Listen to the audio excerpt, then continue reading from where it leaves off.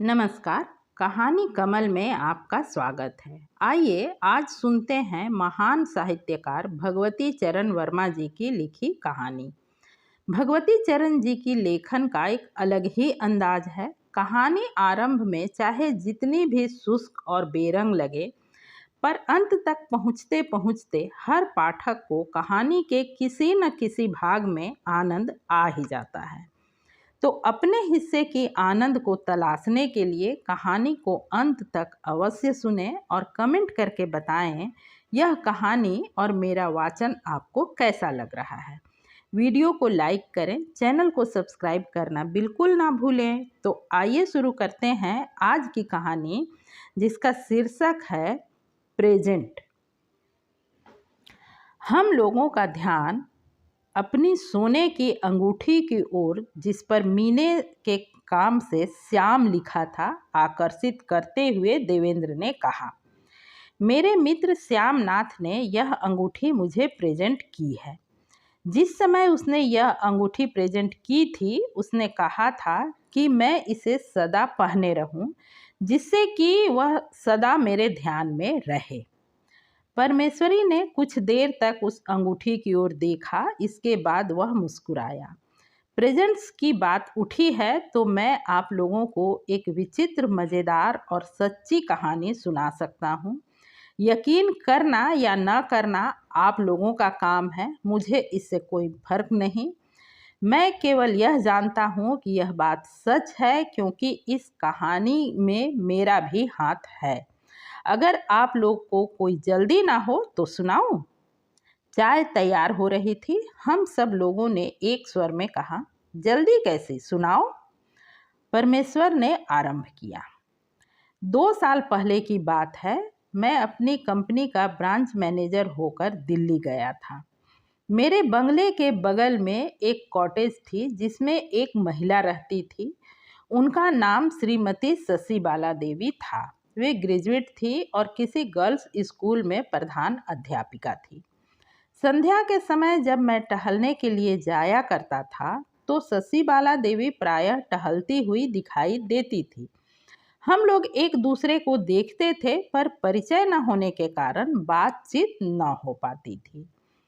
एक दिन मैं टहलने के लिए नज़दीक के पार्क में गया। वहां जाकर देखा कि श्रीमती शशिबाला देवी एक फव्वारे के पास खड़ी हैं। उन्होंने भी मुझे देखा और वैसे ही वे वहां से चल दी। श्रीमती शशिबाला देवी मंथर गति से टहलती हुई आगे आगे चल रही थी और मैं उनके पीछे करीब 10 गज के फासले पर। वे बीच बीच में मुड़कर पीछे भी देख लिया करती थी। एकाएक उनका रुमाल गिर पड़ा, या यूं कहिए कि एकाएक उन्होंने अपना रुमाल गिरा दिया। तो अनुचित न होगा, क्योंकि मैंने उन्हें रुमाल गिराते स्पष्ट देखा था। रुमाल गिराकर वे आगे बढ़ गई। जनाब, मेरा कर्तव्य था कि मैं रुमाल उठाकर उन्हें वापस कर दूं, और मैंने किया भी ऐसा ही। मुस्कुराते हुए उन्होंने कहा, इस कृपा के लिए मैं आपको धन्यवाद देती हूँ। मैंने भी मुस्कुराते हुए कहा, धन्यवाद की क्या आवश्यकता, यह तो मेरा कर्तव्य था। शशिबाला देवी ने मेरी ओर तीव्र दृष्टि से देखा। क्या आप यहीं कहीं रहते हैं? देखा तो मैंने आपको कई बार है। जी हाँ, आपके बराबर वाले बंगले में ठहरा हुआ हूँ। अभी हाल में ही आया हूँ। अच्छा, तो आप मेरे पड़ोसी हैं, और यूँ कहना चाहिए कि निकटतम पड़ोसी। कुछ चुप रहकर उन्होंने कहा, यह तो बड़े मज़े की बात है। इतना निकट रहते हुए भी हम लोगों में अभी तक परिचय नहीं हुआ। मैंने जरा लज्जित होते हुए कहा, एक आध बार इरादा तो हुआ कि अपने पड़ोसियों से परिचय प्राप्त कर लूं, और परिचय प्राप्त भी किए, पर आप स्त्री हैं, इसलिए आपके यहाँ आने का साहस न हुआ। शशिबाला देवी खिलखिलाकर हंस पड़ी। अच्छा, तो आप स्त्रियों से इतना अधिक डरते हैं? लेकिन स्त्रियों से डरने का कोई कारण तो मेरी समझ में नहीं आता। अब अगर आप अपने भय के भूत को भगा सकें तो कभी मेरे यहाँ आइए। आपसे सच कहती हूँ कि स्त्री बड़ी निर्बल होती है और साथ ही बड़ा कोमल। उससे डरना भारी भूल है। शशिबाला की मीठी हंसी और उसकी वाक्पटुता पर मैं मुग्ध हो गया। वह सुंदरी न थी पर कुरूप भी न थी। उसकी अवस्था लगभग 30 वर्ष की रही होगी। गठा हुआ दोहरा बदन, बड़ी बड़ी आंखें और गोल चेहरा। मुख कुछ चौड़ा था, माथा नीचा और बाल घने तथा काले और लापरवाही के साथ खींचे गए, क्योंकि 2-4 लटें मुख पर लटक रही थी जिन्हें वह बार बार संभाल लेती थी। रंग गेहुआ और कद मझोला, छपी हुई मलमल की धोती पहने हुए, पैरों में गोटे के काम की हुई चट्टियां थी। मैंने शशिबाला की ओर प्रथम बार पूरी दृष्टि से देखा। शशिबाला को मेरी दृष्टि का पता था। वह जरा सिमट सी गई। फिर भी मुस्कुराते हुए उसने कहा, आप विचित्र मनुष्य दिखाई देते हैं। फिर अब कब आइएगा? कल शाम को आप घर पर ही रहेंगी? अगर आप आइएगा तो, नहीं तो नित्य के अनुसार घूमने निकल जाऊंगी। तो कल शाम को 5 बजे मैं आऊँगा। शशिबाला की और मेरी दोस्ती आशा से अधिक बढ़ गई। मैं विवाहित हूँ, यह तो आप जानते ही हैं, और साथ ही मेरी पत्नी सुंदरी भी है। इसलिए यह भी कह सकता हूँ कि मेरी दोस्ती आवश्यकता से भी अधिक बढ़ गई। शशिबाला में एक विचित्र प्रकार का आकर्षण था जो गृहिणियों में नहीं मिल सकता। शशिबाला की शिक्षा और उसकी संस्कृति, मैं नित्य ही उसके यहाँ आने लगा। कभी कभी रात रात भर घर नहीं लौटता। एक दिन जब सुबह मेरी आँख खुली तो सर में कुछ हल्का हल्का दर्द हो रहा था। मैं उठकर पलंग पर बैठ गया। वह कमरा शशिबाला का था, पर शशिबाला उस समय कमरे में न थी। वह बाथरूम में स्नान कर रही थी। घड़ी देखी, 8 बज रहे थे। अंगड़ाई लेकर उठ बैठा, खिड़की खोली, सूर्य का प्रकाश कमरे में आया। रात को जरा अधिक देर तक जागा था। सर में शायद उसी से दर्द हो रहा था। ड्रेसिंग टेबल में लगे हुए आईने में मैंने अपना मुख देखा। सिर्फ आंखें लाल थी और चेहरा कुछ उतरा हुआ सा। एकाएक मेरी दृष्टि ड्रेसिंग टेबल के कोने में चिपके हुए कागज के टुकड़े पर पड़ गई। उसमें कुछ लिखा हुआ था। उसे पढ़ा। अंग्रेजी में लिखा था, प्रकाश चंद्र। यह प्रकाश चंद्र कौन है? मैं इसी पर कुछ सोच रहा था कि मैंने शशिबाला देवी की वेनिटी बॉक्स देखा। वैसे तो वेनिटी बॉक्स कई बार ऊपर से देखा है, उस दिन उसे अंदर से देखने की इच्छा हुई। पाउडर, क्रीम, लिपस्टिक आदि कई चीजें सजी रखी थी, सबको उल्टा पुल्टा। एकाएक वेनिटी बॉक्स की तह में एक कागज चिपका हुआ दिखलाई दिया, जिसमें लिखा था सत्यनारायण। वेनिटी बॉक्स बंद किया, लेकिन प्रकाश चंद्र और सत्यनारायण, इन दोनों ने मुझे एक अजीब चक्कर में डाल रखा था। एकाएक मेरी दृष्टि कोने में रखे ग्रामोफोन पर पड़ी। सोचा एक आध रिकॉर्ड ही बजाऊं तो समय कटे। ग्रामोफोन खोला तो खोलने के साथ ही चौंक कर पीछे हट गया। अंदर ऊपर वाले ढक्कन के कोने में एक कागज चिपका हुआ था, जिस पर लिखा था ख्याली राम। वहां से हटा, हारमोनियम बजाने की इच्छा हुई। धौंकनी में एक कागज था जिस पर लिखा था भूटा सिंह। चुपके से लौटा, कपड़े पहने, लेकिन जूता पलंग के नीचे चला गया था। उसे उठाने के लिए नीचे झुका। उफ!